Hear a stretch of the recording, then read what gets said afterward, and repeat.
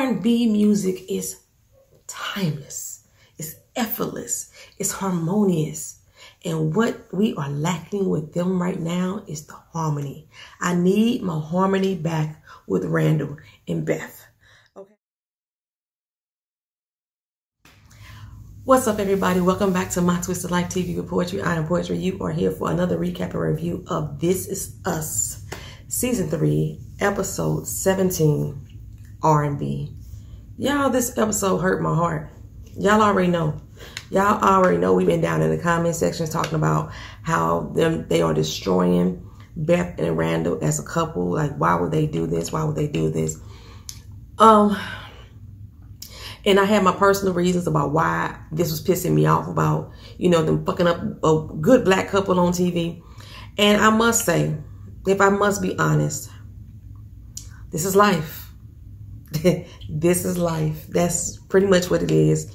We all be over the internet. Well, I don't, but a lot of people be over the internet seeing these couples out here, seeing all the good that's going on and all the happy tabs and hashtag relationship goals. And Beth and Randall has been one of the most hashtag relationship goals that I have seen out there in the internet, from black, white, or otherwise. Let me tell you.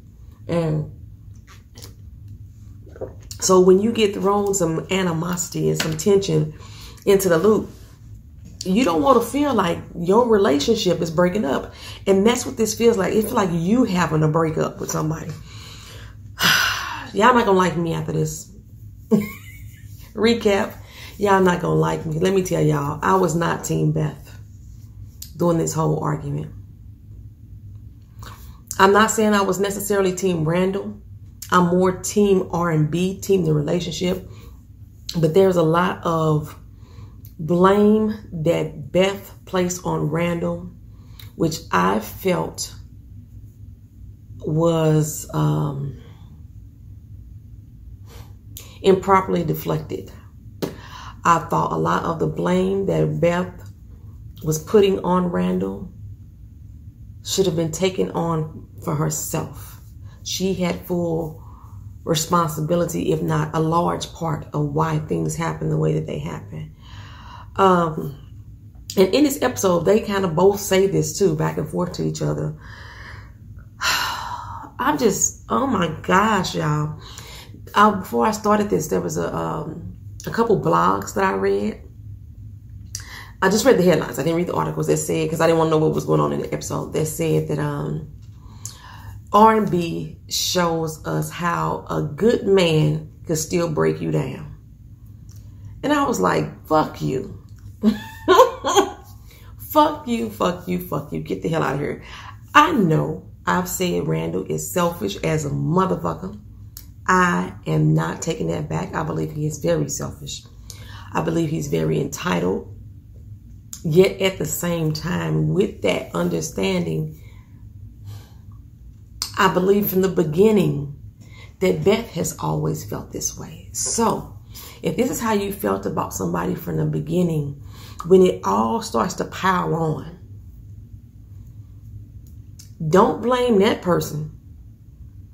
It's on you, because you decided to be with that person. You decided to allow them to keep behaving in the manner in which you think is inappropriate for y'all relationship, for y'all us. This is us, you know what I'm saying? So I'm gonna try to get into it. I got my notes here. Y'all gonna hear the page flipping, because I'm just, this is how I am right now. I couldn't. There was so much in this episode that I don't want to miss a thing. So I got my notes right here in front of it. So let's get started. We jump right into the thick of it. When Beth told Randall, "You want to do this right now? Shut the door."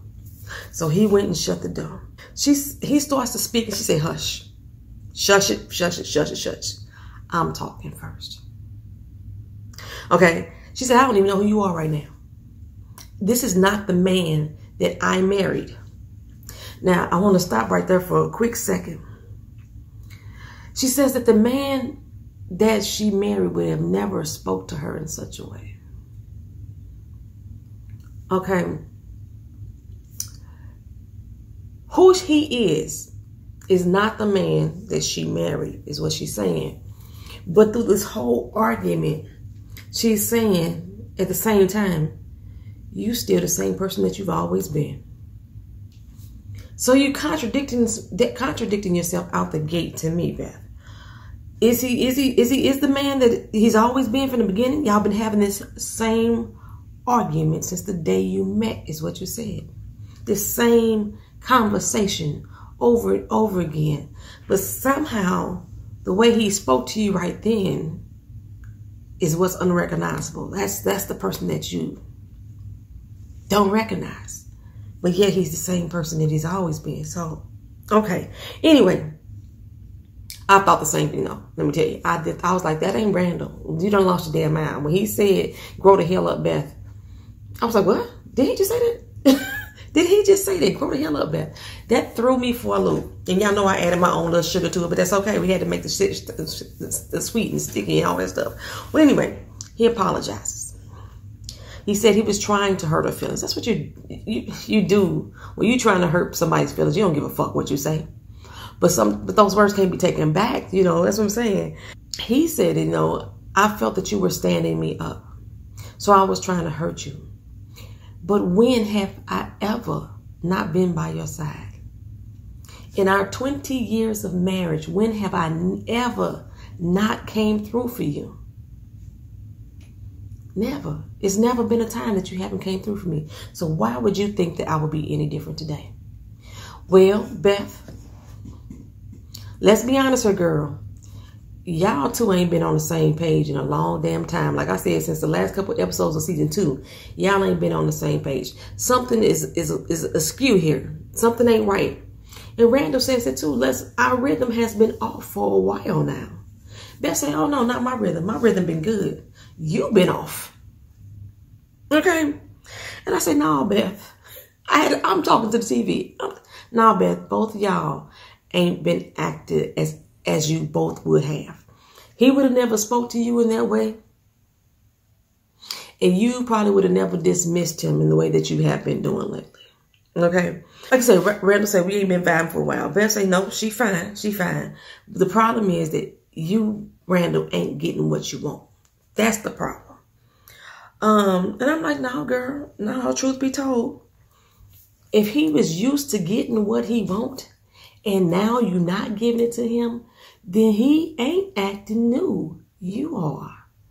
He used to getting what he want. This time you saying, hell no, not no more. You the one that's changed. So yes, the rhythm is off. He is accurate. Y'all rhythm have been off for a while. Your rhythm ain't straight, girl. Your rhythm ain't straight. But that's okay. We're going to move on. So, like I said, I wasn't necessarily Team Beth in this particular recap. I wasn't at all. I have a problem with the blame that she was placing. I don't know, we could blame dudes for a lot of shit. A lot of fucked up shit. They cheated on us. They ain't no good. They broke up. We could blame them for a lot of shit. But sometimes we have to take responsibility for our part in it. And it appears to me in this particular episode that Beth was taking no blame until right at the end. But then at the end, she still kind of justified why she wasn't still taking blame. It was almost like an acrimony type situation going on. If y'all had never seen that movie Acrimony with Taraji P. Henson, y'all need to watch that. Y'all need to watch that. Anyway, R&B, Randall and Beth. R&B music is timeless. It's effortless. It's harmonious. And what we are lacking with them right now is the harmony.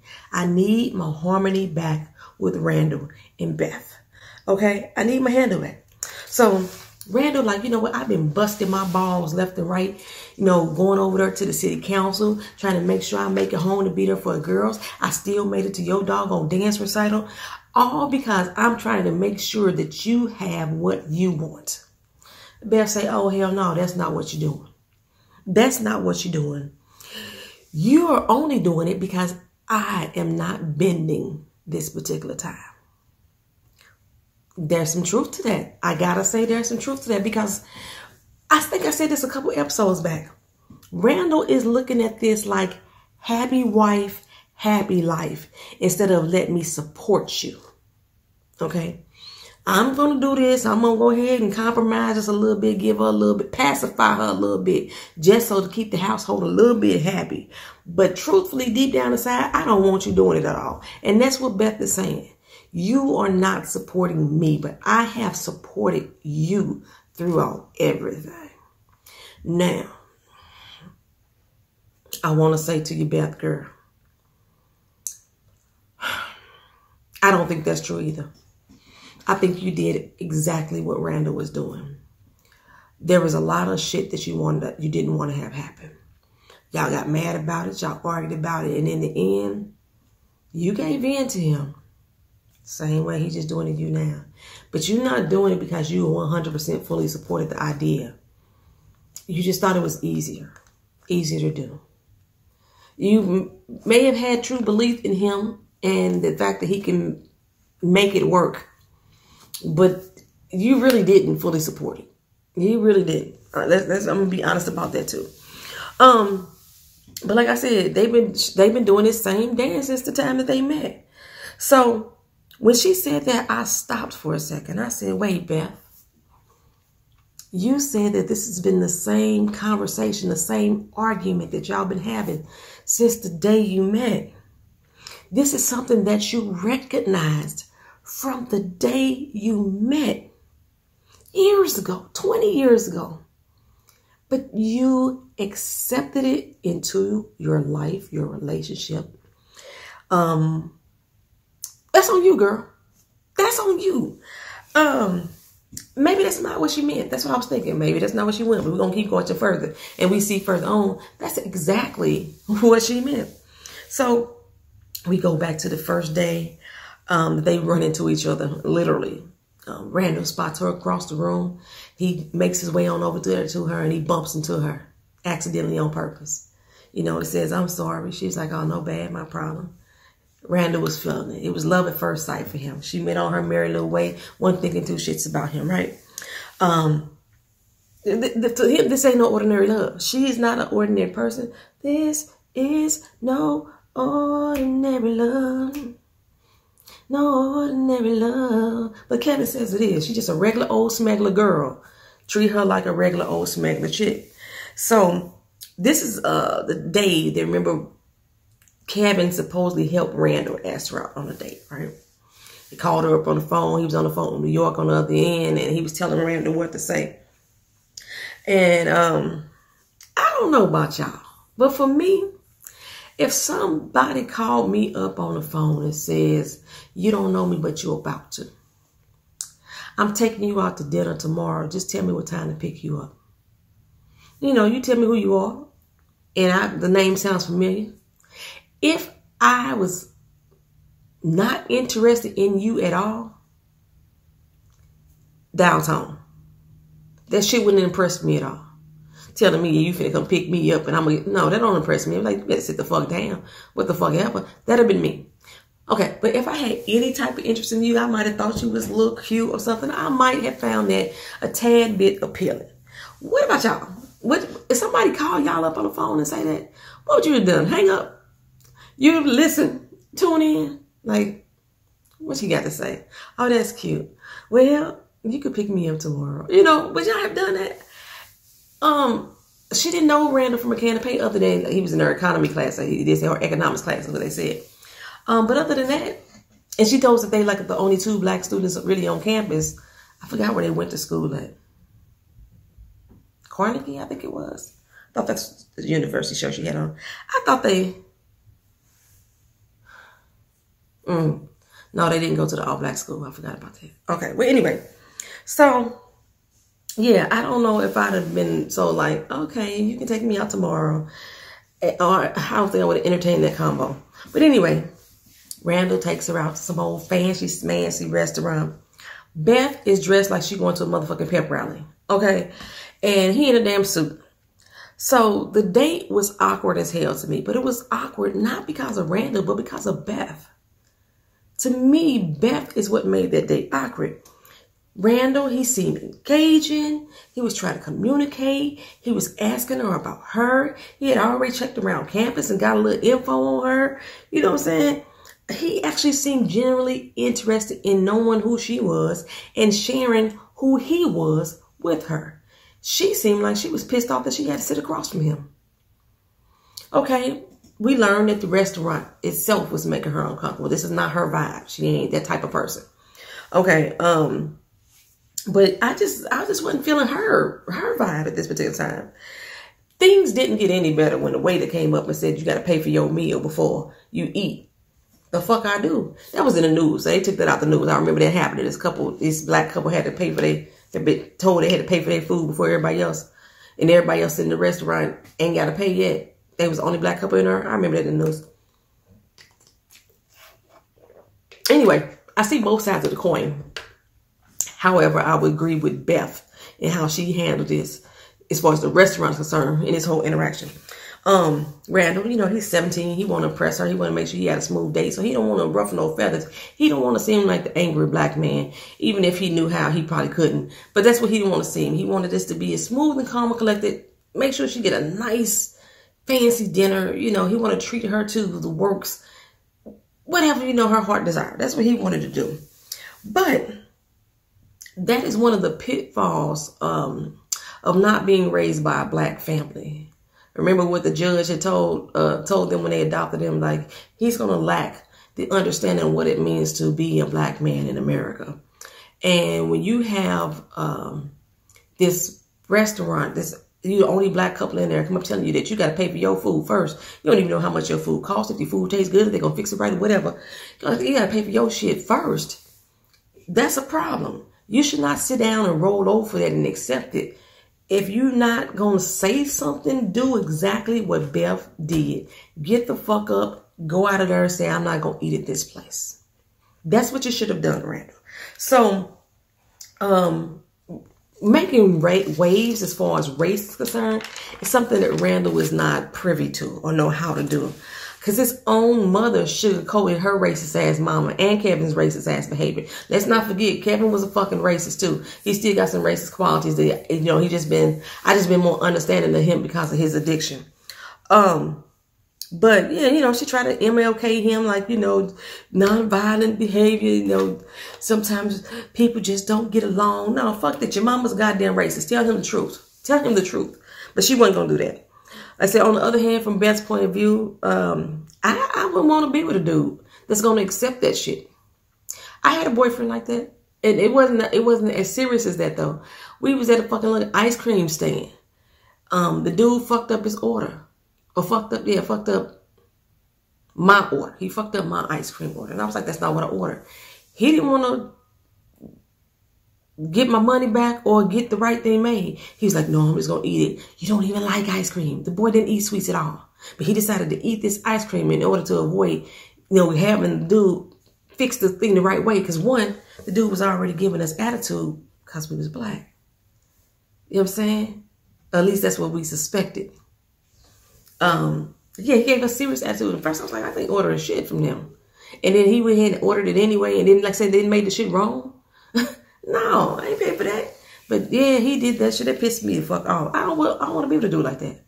Most women want a protector in their mate. Whether their mate is male or female. They want a protector in their mate. Most women, I believe. Then again, with y'all new age feminists, y'all may not want that shit. Ugh, whatever. Anyway, don't disrespect us and don't let them disrespect us. So I understood why Beth was like, nah, bro. You nice dude, but don't call me no more. Don't call me no more, right? Like I said, I know he was just trying to impress her. He wanted a smooth night for her and everything, but Now,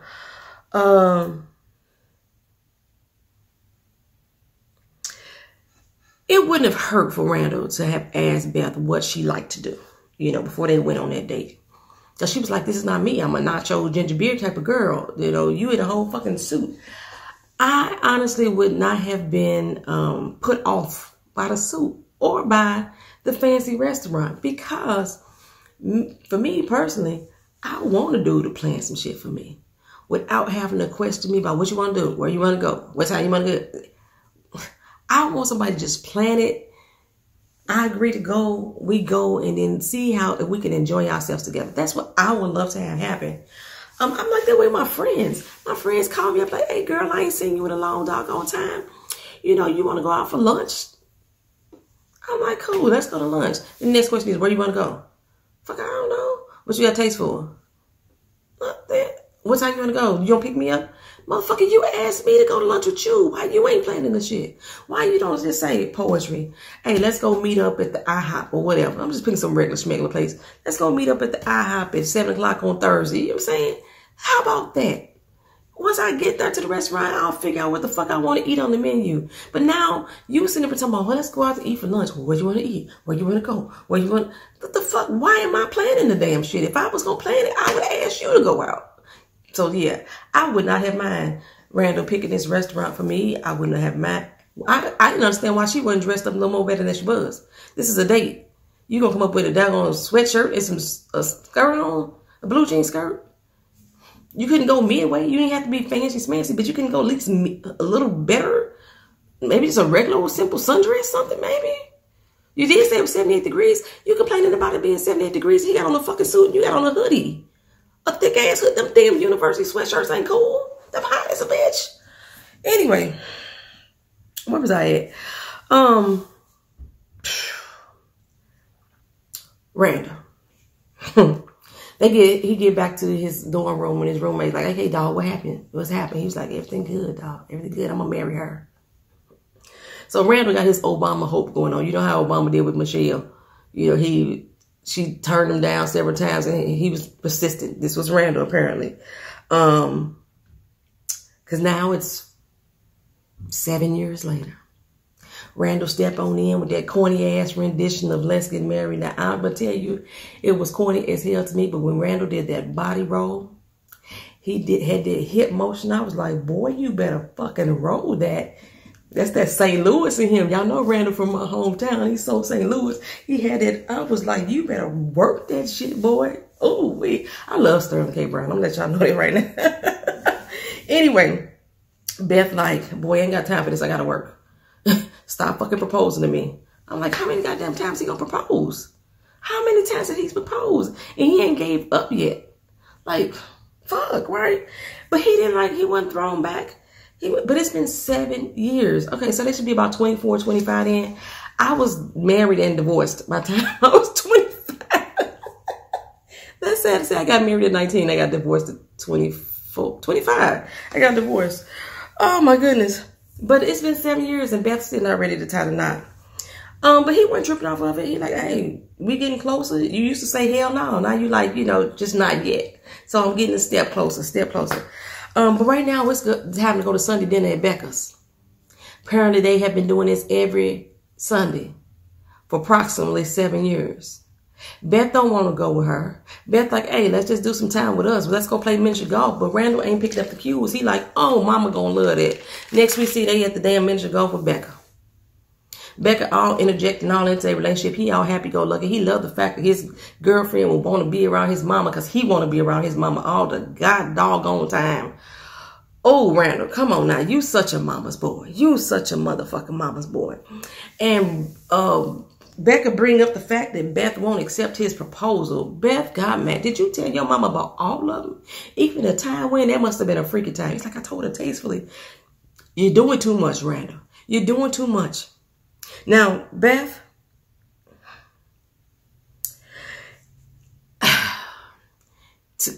right here is where I start saying, this is your fault. This is why I'm saying this is your fault. Because you even fell victim. If you felt like you was a victim of setting aside the things that you want to have happen between you and your man and your relationship, and you want to give in to all that Randall is doing for you, from what I can see, it's your fault. You even let his damn mama talk you into marrying Randall when you clearly just said you didn't want to. Just 10 minutes ago, back at the crib, you just turned down another one of his proposals. And now, you want to ride on down to the nacho shop and accept his proposal because his mama said so. Because his mama said you were his universe. He ain't had anxiety attacks or fears like that no more. Ever since he met you. That's on you. That ain't got nothing to do with Randall. I mean, you had to know that man loved you. You know what I'm saying? He's sitting around after all these denials of proposals. And you thought he was too much 7 years ago. And you think he's so consuming now. The man ain't fucking changed, but you decided to be with him. Don't blame Randall. Blame yourself. But like I said, we've been saying it. Randall is selfish as hell. He's selfish. He don't know how to tune into Beth's needs. He don't read her like she reads him. She reads him. I'm agreeing. I'm not taking it back from it. Randall does not. He's not in tune with her because he's a selfish, entitled person. But he's always been this way. They don't make it right. But they don't make it his fault now. The shit is falling apart. So anywho. Beth goes for her nachos and ginger beer. Like I say, she's ready to say yes. And she's like, I know you don't have the ring, but of course Randall got that damn ring. Girl, you know that boy had that ring in his pocket. I knew he had a doggone ring in his pocket. No, she made him promise that they would never lose themselves in each other. And I'm like, Beth, you didn't hold up your end of the bargain, girl. You didn't hold up your end of the bargain. And now you blaming Randall for it. But for the most part, I thought that you guys were a team. Everybody plays a position in a relationship. I know we partners. But we still have a position to play. And even in a partnership, there's still positions that are played. And so I figured that y'all was a team. And it seemed to work in my eyes, but I guess not.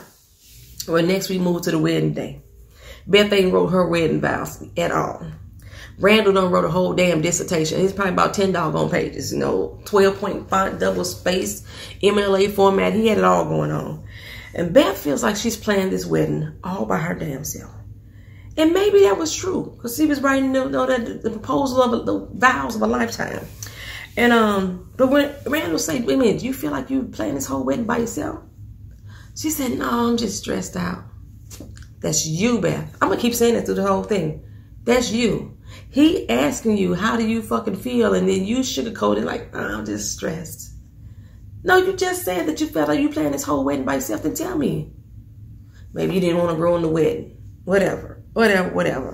Okay, so Beth, who ain't wrote her vows at all, is now pissed off that Randall is rewriting his vows. But anywho, I did love their vows. Once they got done with them, they wrote them and they said them to each other. I was like, that is fucking beautiful. That is some beautiful shit. And you would think that nothing would tear them apart, but I was like, where's Beth's family at this wedding? I see some black people, but that wasn't necessarily her family. So now Tessa's arrived. It's 3 a.m. in the morning. They doing diaper changes. They don't work 72-hour work weeks and stuff like that. They both exhausted. Beth is exhausted with a new baby. Randall is exhausted because of work. He got to be at work in 4 hours, and she woke him up to change the diaper. Then she gonna come in there and try to dictate him on how to do the diaper. You're using the wrong wipes. She only like those because they smell good. What the fuck you buying for in the first doggone place? Like, you know what I'm saying? You putting the butt paste on first. Everything he doing is wrong. Let him do it. So you feel like you got to take over. You want to take over. Like, I don't need your supervision on how to change my damn daughter. See, and if he would have let her take over, Beth would have said, see, you manipulated me into doing it. You made me feel bad about doing it. No, that ain't what happened.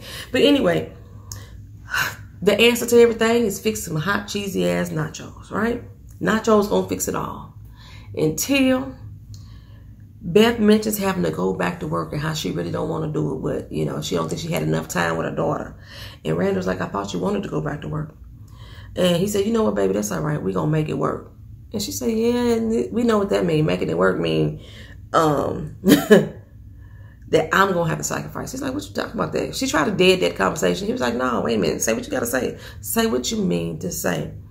So, like I said, she tried to dismiss the conversation, but then she explains that he's not going to give up his job. So if there's some sacrifice to be made, most likely it's going to be her.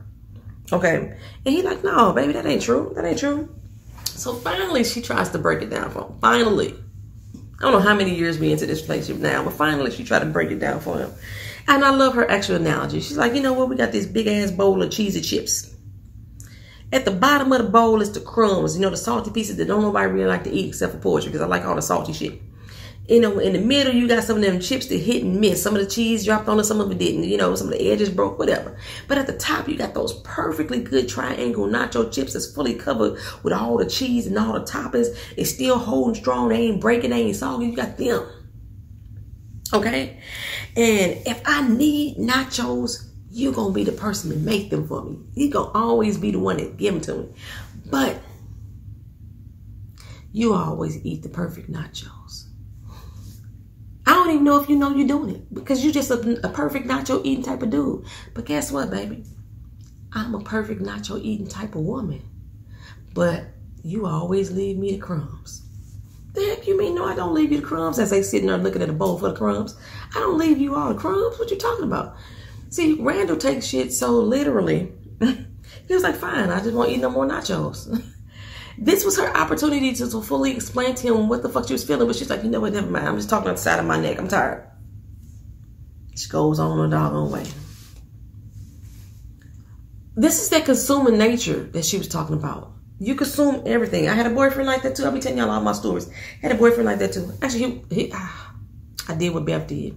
This dude showed me in the beginning who he was. The first time that we got together, we laid in the bed afterwards. And he went and made him some food.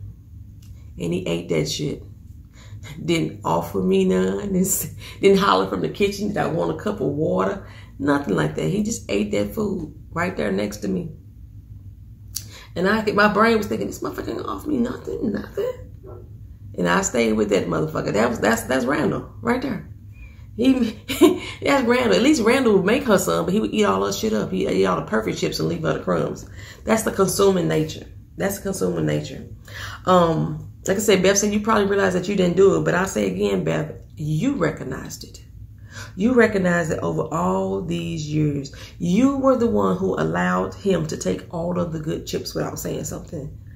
So all this time, he's been keeping on like ain't nothing wrong because you ain't said nothing is wrong. I was like, Beth, you did this with William.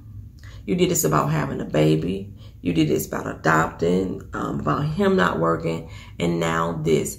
Every time there's an issue, you bottle that shit up. And you don't say nothing until it festers and festers and festers. Speaking of William, we go back to a time when Randall moved Kevin and William in a damn house, right? Beth is feeling like an outsider in her own damn house. And she told Randall that she got to go to this conference overnight in Hershey, Pennsylvania. And it's just for overnight, right? He had to go pick up Annie from somebody's house a little later on that day. So him and William go riding out to go pick up Annie. And they stop at the store, you know, to pick up a few items. And who do we see? Beth. What you doing here? Ain't you supposed to be in Hershey, Pennsylvania? Beth buying a bottle of wine, some gummy bears, some cheese. She got her magazines and bath salts. She got everything. And William throwing all kind of shade like, hey, what about that great communicating you was telling me about in the car? I'm gonna step to the side and let y'all go have it.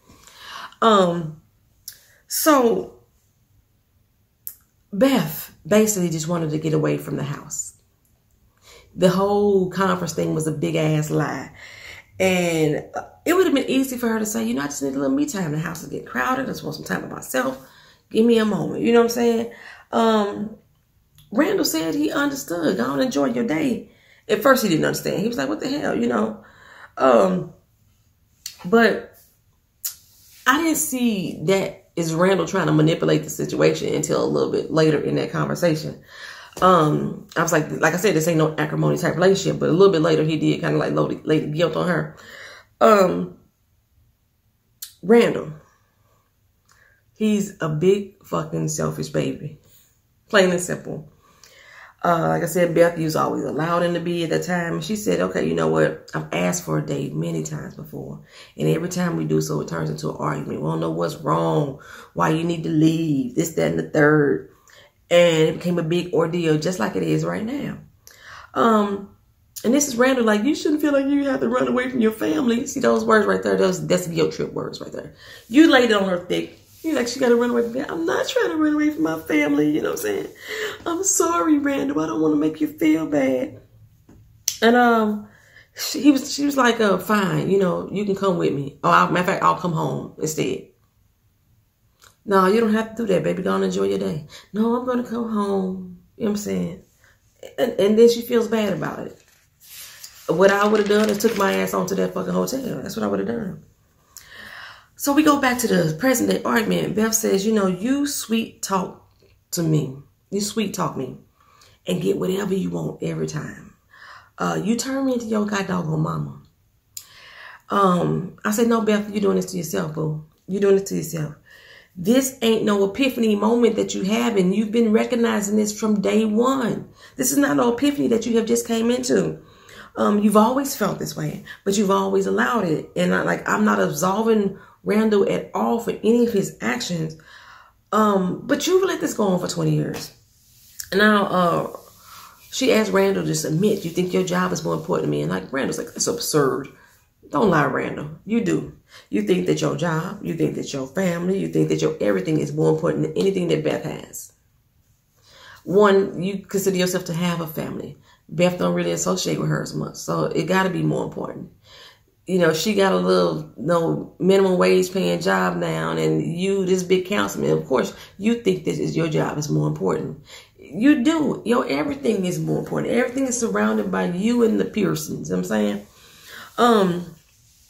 Beth say, we made a promise to not lose ourselves in each other. And I broke that promise. That's exactly what I said earlier, Beth. You broke that fucking promise. But then she said, and you let me. I was like, let is a strong word. In this situation, let is a strong word. Beth, you let yourself. Randall was just fine with it happening, yes. But this is the way it's always been from the beginning. This is the way it's always begun from the beginning. So you didn't change. You have been this way for him since the beginning. So of course he's going to let you, because this is his way of you not losing yourself in him. You've been the same way from the beginning. You didn't change. Okay. Now I can agree that she has bent over backwards and forwards for that ass. I can agree with that. Side to side, front to front. And now she's not anymore. I am proud of her that she's not anymore. That she's finally getting a backbone. And she's finally saying, fuck that. I want to do what the hell I want to do and follow my all doggone dreams. Numb your whole ring, get killed. It's a new day for me. You know, I agree with that. My problem is her saying this is Randall's fucking fault. It's not from poetry. It's not Randall's fault. Randall goes on to speak, and she says, no, don't you say shit, because you have a way of using words to make people melt and bend at your will, especially me. So don't say anything. Randall sat there for a minute. Says, no, I'm not going to accept that. In what damn universe have I steamrolled you for the last 20 years? Since when did you become this raw flower that I just rolled over for the last 20 years? You have prided yourself. That has been your MO, that you are the head of this doggone house, that you running shit up in here. But all of a sudden, I'm the one that's been steamrolling you. I was agreeing with you, Randall, right there. I was agreeing with you. Don't blame me, because in 20 years of our marriage, you didn't have your dream. Your dream came 20 years too late into our marriage. That's what you said. That's what he said, something like that. That you didn't decide to spread your wings until 20 years later. You could have did that at any time during our relationship. Beth says, when? Between which anxiety attack? I said, bitch, really? Did she really just say between which anxiety attack? That was worth him telling her to grow the hell up. If somebody that I'm in a relationship try to use my mental capacity against me as a negative of why you can't do this, that, and the third because you having a mental breakdown. Fuck you. That's why I said I don't know if I could be that person that just want to stay with somebody because they got sick, whatever. If I'm not happy, I'm not fucking happy. You know what I'm saying? I know y'all, when she said that, between which one of your anxiety attacks, I was like, bitch, really? It wasn't Beth. I said, bitch, really? That's what I said. Ooh, words you can't take back. Both of y'all. But now she's sorry. I'm so sorry. I'm so sorry. I didn't mean to say that. I'm so sorry. I didn't mean to say that, Randall. No, you meant to say that, Beth. You felt that deep down in your soul. You've been waiting to say that for years. Randall didn't say another word. He just headed to the door. She said, where are you going, Randall? He said, remember that cot you told me to sleep on back in Philly? That's where I'm going to be at, because I don't want to be under the same roof with you right now. He said, and you should be happy about that. It should be music to your ears because I ain't got another speech for you. I was like, he walked out that damn door. He walked into the office of Philly, laid down on that cot, and he flashed back to him laying in the bed when he had all them dozens of roses that he bought for Beth Ass that he didn't give to her laying next to the bed around him. And she, in her room, when she picked up the check that she snatched out his hand and looking at his name in the memo section and say, for my first date with Beth Clark, you know. And then she lay down on that couch, just brokenhearted. Don't know what to say, don't know what to think, what to feel. And I'm like, fuck you, NBC and your writers. That's what I'm saying right now. It's hurt my heart. I'm saying it again. It's hurt my motherfucking heart. They even fucking with my couple. I don't like it. I don't like it one bit. But like I said, I will say again, this is life. That's life, y'all. Y'all always thinking of it. I ain't gonna say y'all. A lot of people think that relationship goals. But y'all don't really know what's going on behind the closed doors. You know. But I did find it very, I don't even know what I'm looking for. I was just very pissed off at the headlines for the bloggers of how a good man can still do you wrong.